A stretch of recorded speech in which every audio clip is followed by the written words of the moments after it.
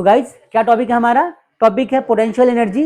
और potential energy का मतलब होता है कि भाई ऐसी एनर्जी जो किसी बॉडी में दो रीजन से आए, दो वजह से आए। कौन सा वजह? पहला हो सकता है ड्यू टू बॉडी कॉन्फ़िगरेशन और ड्यू टू हाइट। तो जब किसी बॉडी में हाइट की वजह से कोई एनर्जी आती है तो उसको बोलेंगे पोटेंशियल एनर्जी। या जब किसी बॉडी में बॉडी के कॉन्फ़िगरेशन की वजह से एनर्जी आती है तो क्या बोलेंगे? Potential energy. तो डेफिनेशन भी यही बनेगा क्या कि द एनर्जी, क्या लिखेंगे हम कि the energy which is created in the body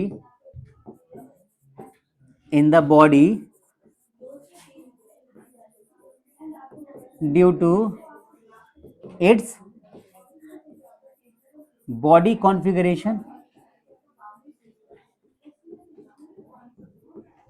and height. क्या सीखा हमने कि the energy in the body due to body configuration और हाइट।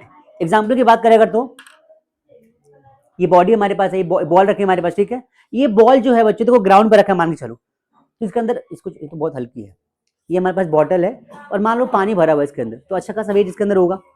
अब ये मान लो ग्राउंड पर रखा हुआ है, ये मान लो ग्राउंड यहाँ रखा हुआ है, तो कुछ काम नहीं कर रहा है। लेकिन अगर मैं इसको यहाँ से उठाऊं और किसी हाइट पर लेकर जाऊं और अब यहाँ से इसको छोड़ू तो ये कुछ वर्क डन करके देगा,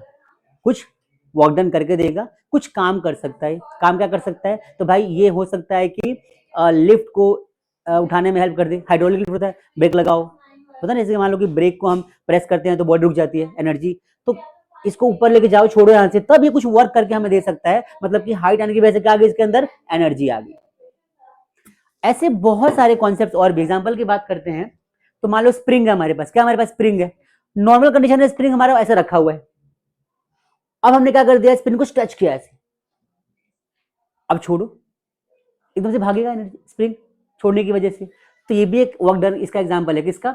पोटेंशियल एनर्जी का। वो तो ना तीर और धनुष खींचो, नॉर्मल कंडीशन में तीर धनुष में कोई एनर्जी नहीं होती, लेकिन जैसे आप ऐसे तीर को खींचते हो, अब छोड़ो, फिर देखो कहाँ कहाँ छेद करता है वो।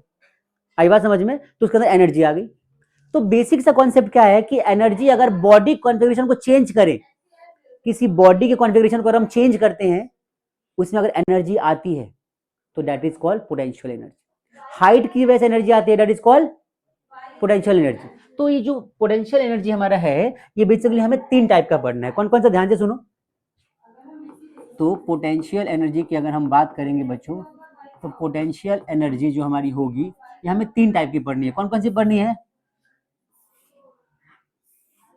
तो पहला पढ़ना है elastic potential energy, elastic potential energy. दूसरा क्या पढ़ना है? Gravitational potential energy.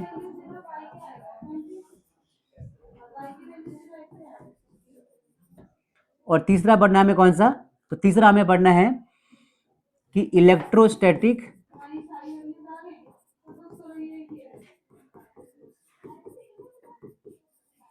Potential energy. बात समझ में आ गई? कौन कौन सा? इलास्टिक, ग्रेविटेशनल और इलेक्ट्रोस्टैटिक पोटेंशियल एनर्जी। तीन टाइप की एनर्जी होती है हमारी। कौन कौन सा? तो इलास्टिक का मतलब क्या होता है? वही चीज कि किसी बॉडी को टच करूं। और इसकी बात करूं मैं इलास्टिक की, तो जैसे मान के चलो पहले वजह से बात कर रहा हूं इलास्टिक। इलास्टिक की बात करें तो पहला क्या आ जाएगा इसमें? पहला आ जाएगा स्प्रिंग। दूसरा क्या आ जाएगा? दूसरा आ जाएगा बो, बोलते हैं ना, बो एंड एरो, ठीक है। तीसरा कौन सा आ जाएगा इसके अंदर? वर्ड ले सकते हो, ठीक है। तो तीन चार ऐसे एग्जांपल्स है जहां पे हम इसका इस्तेमाल कर सकते हैं। ध्यान से अब यहाँ पे ध्यान से देखो आप कि हमारे पास स्प्रिंग है ऐसे, ठीक है। नॉर्मल कंडीशन में कोई एनर्जी नहीं इसके अंदर, लेकिन अगर स्प्रिंग, अगर हम स्प्रिंग को क्या करें, तो इसको ऐसे बना तरीके से, इसमें मान लो पहला हमारा ऐसे है, ठीक है भाई। यहाँ पे एक बॉडी हमने अटैच कर दिया मास m का, और हमने क्या कर दिया, हमने इसको ऐसे बहुत तेजी से खींचा। खींचेंगे, पहले कंडीशन में ये बॉडी ऐसे आराम से रखी हुई है, लेकिन जैसे हमने इसको ऐसे स्ट्रेच किया, अब इसके अंदर क्या आ जाएगी, एनर्जी आ जाएगी। ठीक, तो स्प्रिंग वाला कॉन्सेप्ट आ गया। दूसरा आपको पता ही है भाई, ये कुछ ऐसा सा है, ठीक है, ऐसा सा, और आप इसको ऐसे स्ट्रेच कर दो, ऐसे इलास्टिक करके, ठीक है। अब बॉडी के अंदर कौन सी आ जाएगी, पोटेंशियल एनर्जी आ जाएगी। और तीसरा रबर, आपको पता है, ऐसे गुलेल होता है हमारा, गुलेल मान चलो खींचेंगे छोड़ेंगे। तो ये सारे एग्जाम्पल्स हमारे किस चीज के हैं, ये सब एग्जाम्पल्स हमारे इलेक्ट्रोस्टैटिक मतलब ये इलास्टिक पोटेंशियल एनर्जी के एग्जाम्पल सारे के साथ। बात समझ में आई? जो कि बेसिकली किसका एग्जाम्पल है, ये सारे एग्जाम्पल्स बच्चों हमारे आते हैं, ये किसके आते हैं, बॉडी कॉन्फ़िगरेशन की वजह से। कौन से,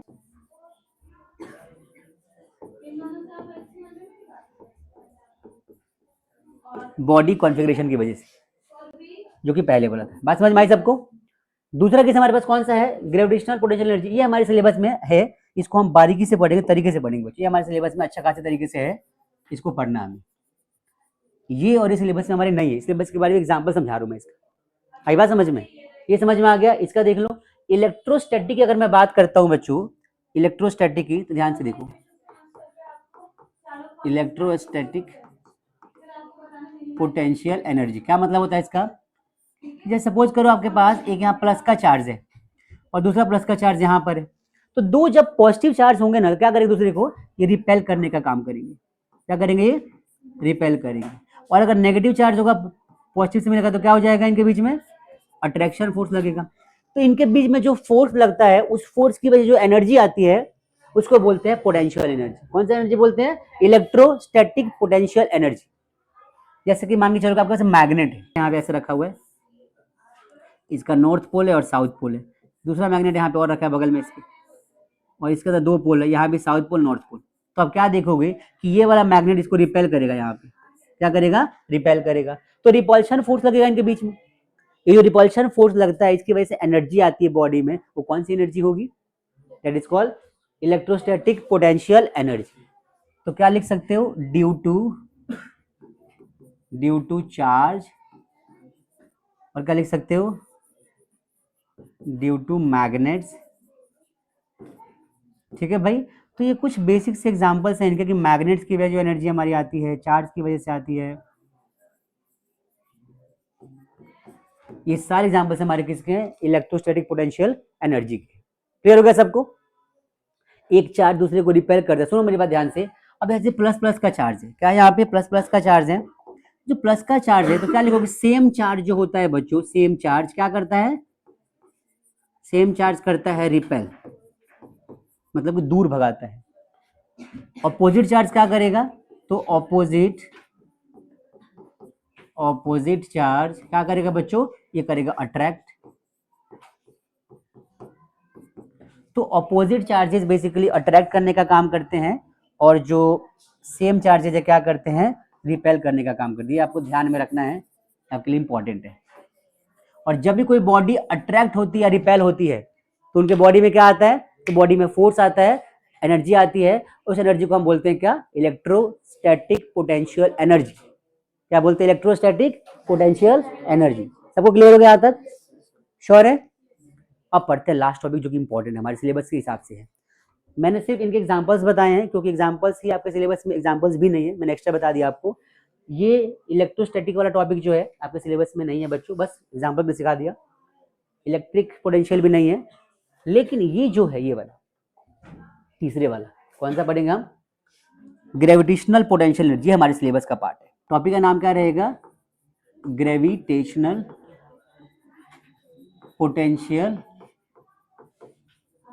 एनर्जी।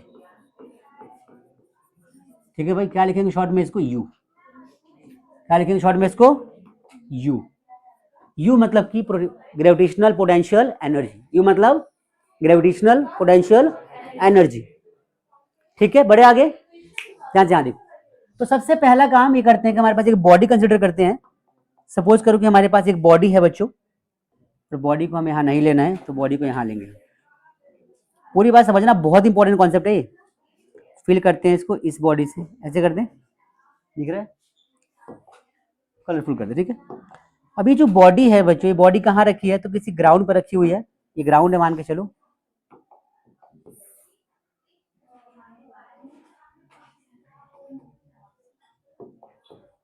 है भाई, तो ये क्या है, ग्राउंड है, वहीं आ गया है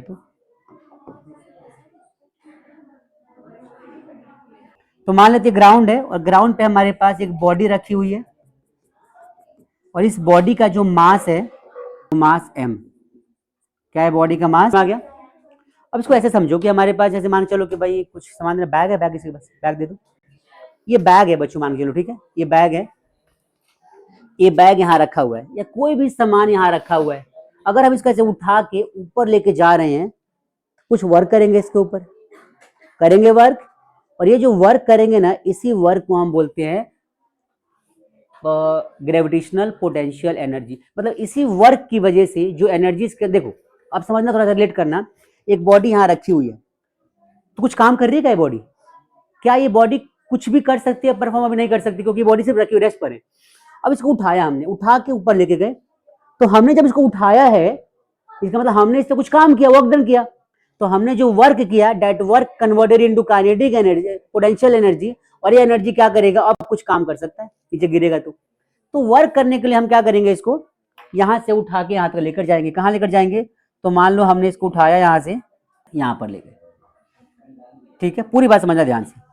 अब इसको उठा के मान लो हमने h हाइट तक उठाया इसको, तो हाइट को आप पता है कहां से कंसीडर करना, आप करना यहां से, ग्राउंड से। मान लो h हाइट तक उठाया हमने इसको, इसका मास बॉडी का m है, उठा के ले गए। अब इसको यहां से यहां तक ले जाने में कुछ वर्क किया हमने, कुछ काम किया, तो हमारी वर्क डन कितनी हो सकती है, हमें उसको ड्राइव करना है। तो देखो work done is equal to क्या होता है, फोर्स इंटू में क्या होता है, डिस्प्लेसमेंट होता है। वर्क डन क्या होता है, फोर्स इंटू में डिस्प्लेसमेंट। अब जो यहाँ पे वर्क हुआ, फोर्स इज इक्वल टू हो जाएगा mg। कोई भी बॉडी अगर सरफेस पे रखी है, तो वो बॉडी जमीन पे कितना फोर्स लगाती है बच्चों, mg के बराबर लगाती है। कितना लगाती है? mg फोर्स ग्राउंड पे लगा रही होती है, तो यहाँ भी mg फोर्स लगा रही होगी बॉडी हमारी, कितनी लगा रही होगी, mg। अब इस फोर्स के अगेंस्ट हम इसको ऊपर लेके जा रहे हैं,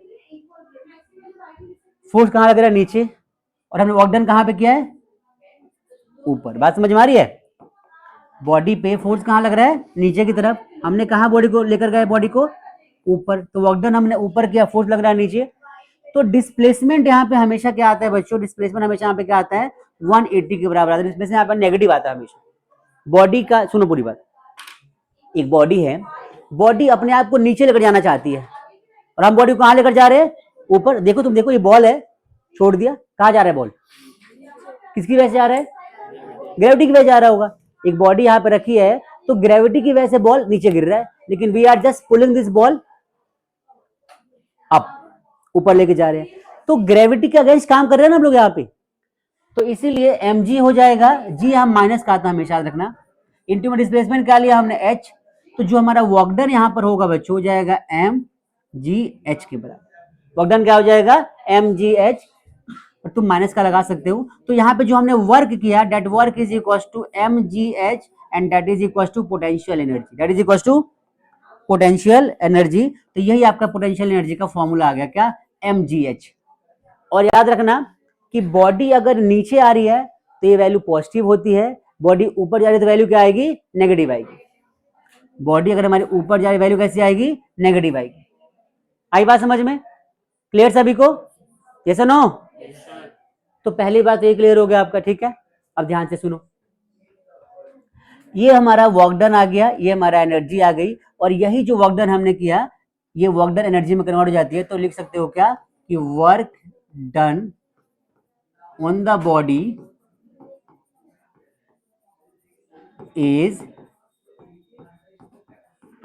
कन्वर्टेड इनटू, क्या लिखोगे, एनर्जी। कौन सी एनर्जी भाई, ग्रेविटेशनल पोटेंशियल एनर्जी, ठीक है बच्चों। तो ये तुम्हारा यहाँ पे ग्रेविटेशनल पोटेंशियल एनर्जी का कॉन्सेप्ट आ गया। क्या है ये, आप इसको नोट कर सकते हो तरीके से, आपके एग्जाम में कई बार आ सकता है। ठीक है भाई, क्लियर सबको, यहाँ तक फॉर्मूला मिल गया, समझ में आ गया।